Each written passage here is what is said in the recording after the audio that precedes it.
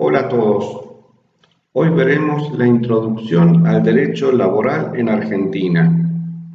Lo haremos de una manera sencilla y sin ánimo de llegar a las profundidades del conocimiento de los profesionales del derecho, sino con la intención de conocer lo elemental que cualquier profesional universitario o empresario debiera mínimamente conocer.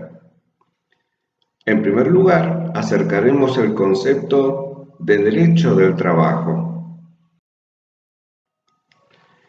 El derecho del trabajo, también llamado derecho laboral, es una rama del derecho cuyos principios y normas jurídicas tienen por objeto la tutela del trabajo humano realizado en forma libre, por cuenta ajena, en relación de dependencia y a cambio de una contraprestación.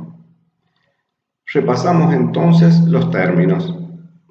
Se refiere al trabajo humano realizado en forma libre, porque la esclavitud y las relaciones de servidumbre están prohibidas y penadas en nuestro país.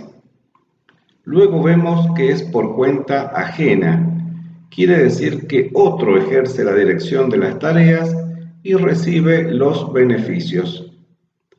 Luego se refiere al trabajo realizado en relación de dependencia. La relación de dependencia laboral se configura por la suma de tres tipos de dependencia. Dependencia técnica, es decir, que el empleado recibe instrucciones sobre el modo de realizar el trabajo. Dependencia económica, que quiere decir que el empleado depende principalmente de su salario para su subsistencia. Dependencia jurídica, que significa que las consecuencias legales del trabajo, tales como los beneficios obtenidos, la responsabilidad civil y comercial del trabajo realizado por el empleado, se atribuyen a su patrón. Por último, vemos que el trabajo se realiza a cambio de una contraprestación. Quiere decir que el trabajo no se presume gratuito. Tiene que haber una contraprestación que es principalmente económica, que se llama sueldo o remuneración, pero que también se acompaña de otras contraprestaciones llamadas beneficios sociales, tales como obra social, seguro de accidentes, aportes jubilatorios, etc. El derecho laboral es un sistema normativo heterónomo, es decir, está sometido a un poder externo superior que hace que sea de orden público, y también autónomo, con normas propias que regulan determinados tipos de trabajo dependiente y de relaciones laborales.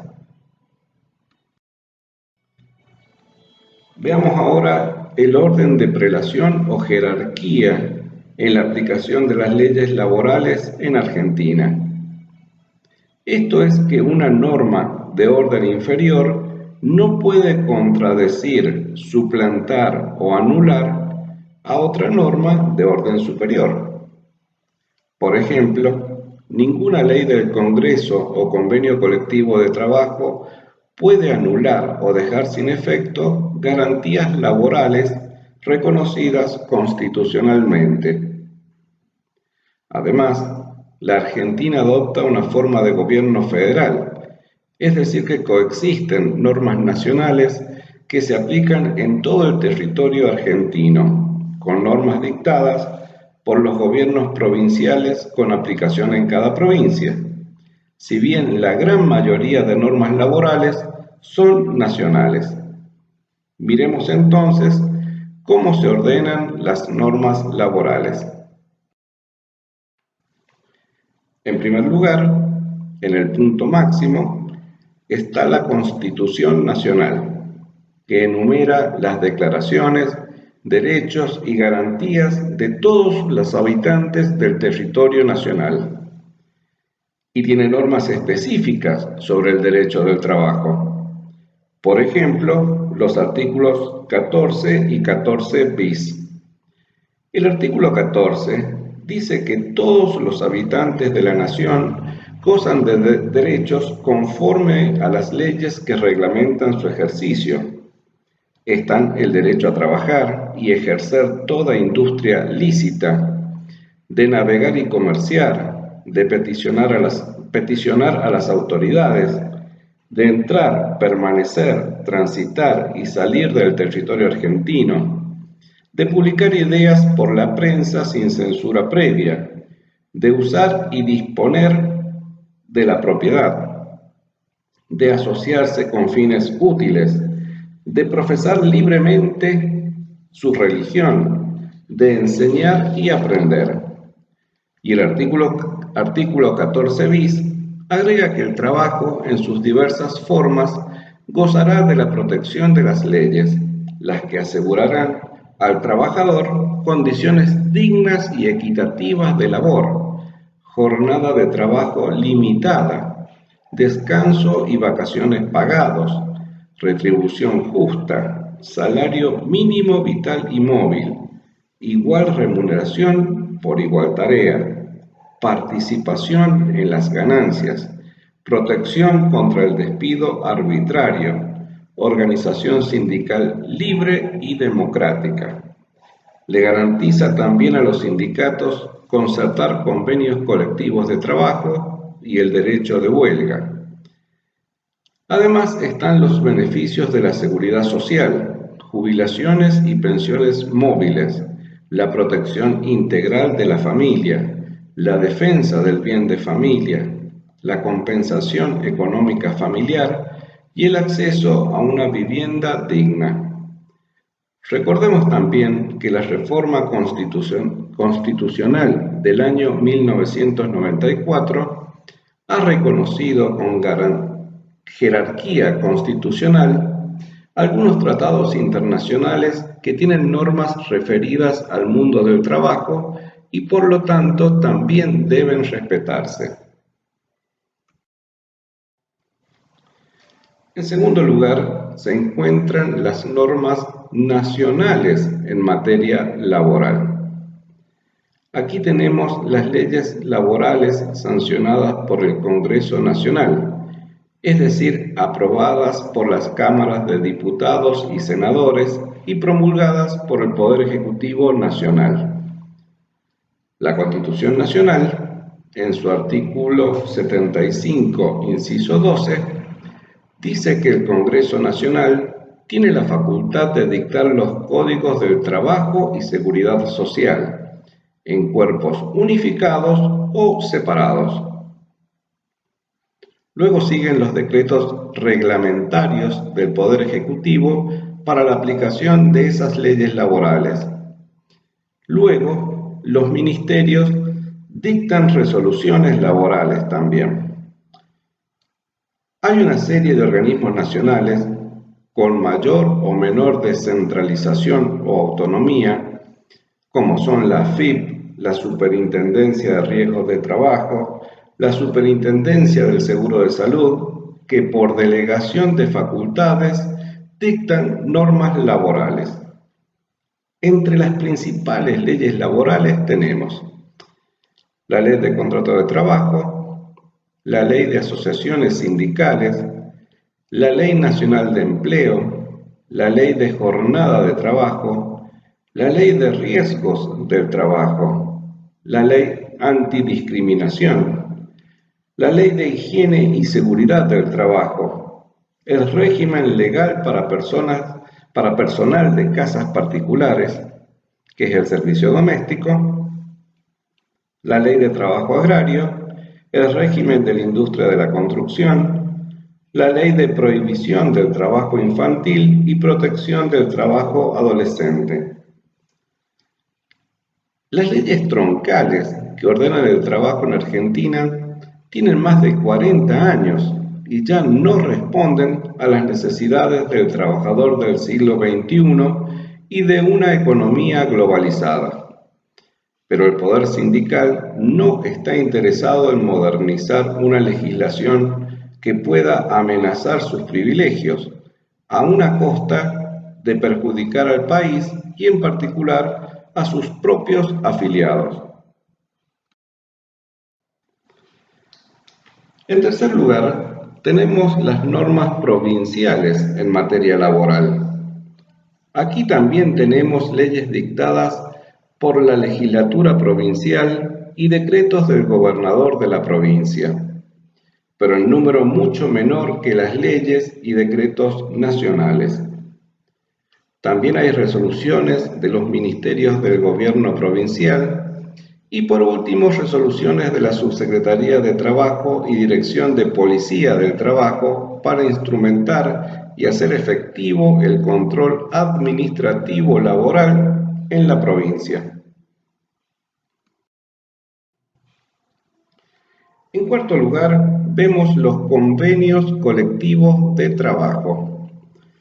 Un convenio colectivo de trabajo es un contrato entre los sindicatos de un determinado sector de actividad y los empleadores o cámaras empresarias, que regula las condiciones de trabajo, por ejemplo, salarios, jornada, descansos, vacaciones, licencias, etc., y establece reglas sobre la relación entre los sindicatos y la parte empleadora.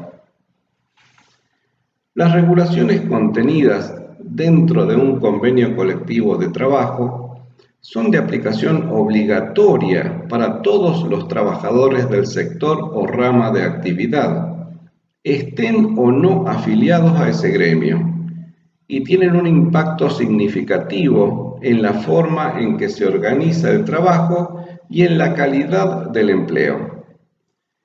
Entre los principales convenios colectivos de trabajo de la actividad gastronómica tenemos el 389 del año 2004, el 397 también del año 2004 y el 401 del año 2005.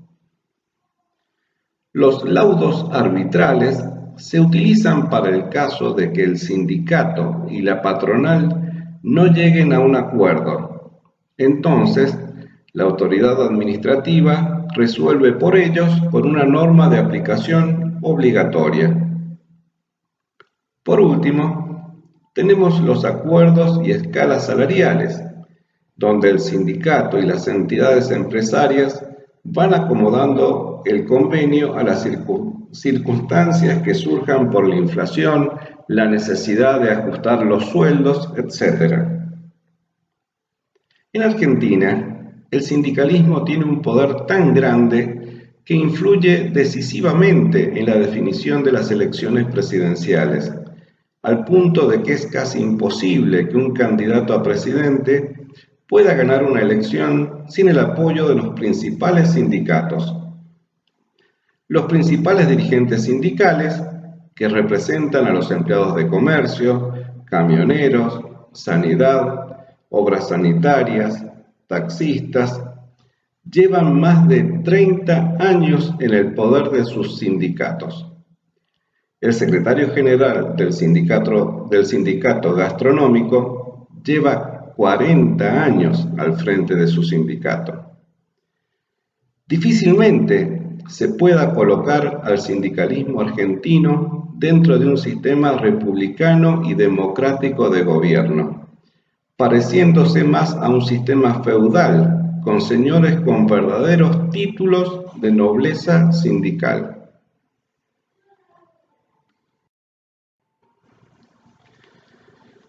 En la solución de conflictos de trabajo se tienen también en cuenta los principios generales del derecho laboral. Tenemos entre ellos el principio protectorio, que agrupa tres aspectos.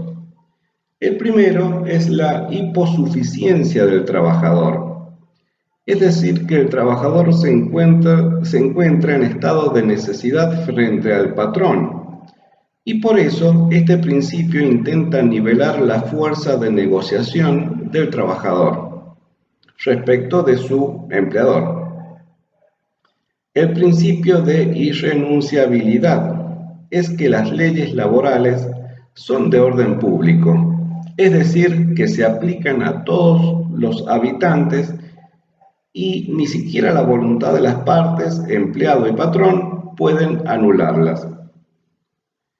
El principio indubio pro operario, también respecto de este principio protectorio, quiere decir que en caso de duda en la aplicación de las leyes, se optará por la que más beneficie al trabajador.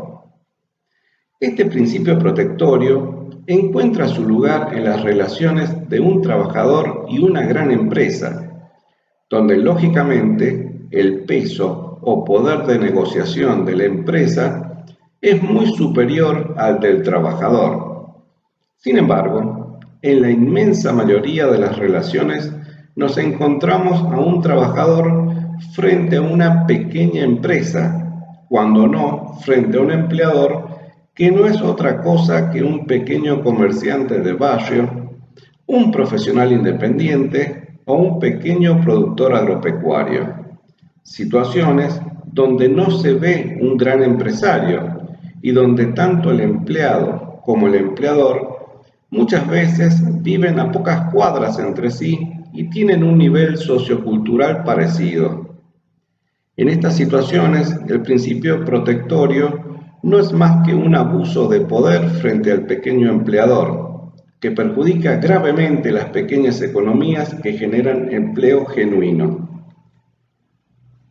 Vemos ahora el principio de continuidad del contrato de trabajo, que hace referencia a que se va a preferir la continuidad de la relación laboral antes que la ruptura del vínculo laboral. El principio de la primacía de la realidad dice que en caso de diferencia entre lo que ocurre en la práctica y lo que surge de los documentos, se tendrá por cierto la realidad. El principio de buena fe es un principio importantísimo y muchas veces olvidado. Lo vamos a enunciar despacio para que se memorice bien. Las partes están obligadas a obrar de buena fe, ajustando su conducta a lo que es propio de un buen empleador y de un buen trabajador, tanto al celebrar, ejecutar o extinguir el contrato o la relación de trabajo. Por último, vemos otro principio llamado principio de la progresividad en el derecho del trabajo. Quiere decir que en derecho laboral no se puede volver para atrás. Las diferentes conquistas laborales, una vez obtenidas, no pueden ser quitadas. Este principio, en apariencia justo y bueno, ha traído funestas consecuencias, ya que la actividad económica no está garantizada para nadie. Entonces, se han perdido muchísimos puestos de trabajo y se han cerrado muchas empresas por la intransigencia sindical de acomodarse a las circunstancias cambiantes de la economía y los mercados. Siguiendo el orden de prelación en el derecho laboral, vemos la jurisprudencia, esto es, los fallos judiciales que han aclarado situaciones conflictivas que no estaban suficientemente previstas o claras en las normas laborales.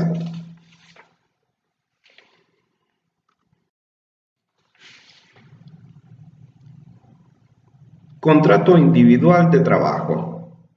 Recién en este momento llegamos a este punto central que es la celebración del contrato de trabajo entre un trabajador y un empleador. Recién desde este punto se puede manifestar la autonomía de la libertad de las partes. Es decir, que solo hay libertad para definir puntos de un contrato laboral si se han cumplido todos los puntos anteriores.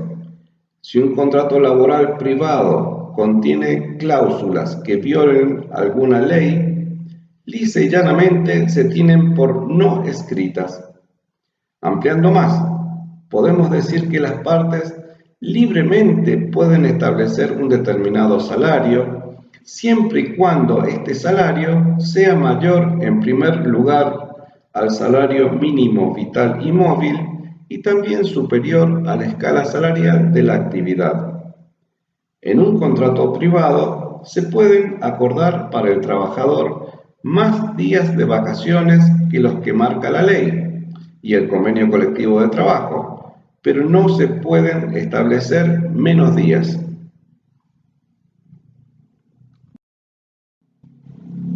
Finalmente, tenemos los usos y costumbres, que son las particulares normas de conducta en determinados lugares, comunidades culturales de pueblos originarios o colectividades, costumbres de algunos oficios o ramas de actividad, etc., que también se tienen en cuenta como ayuda cuando hay que resolver conflictos laborales específicos.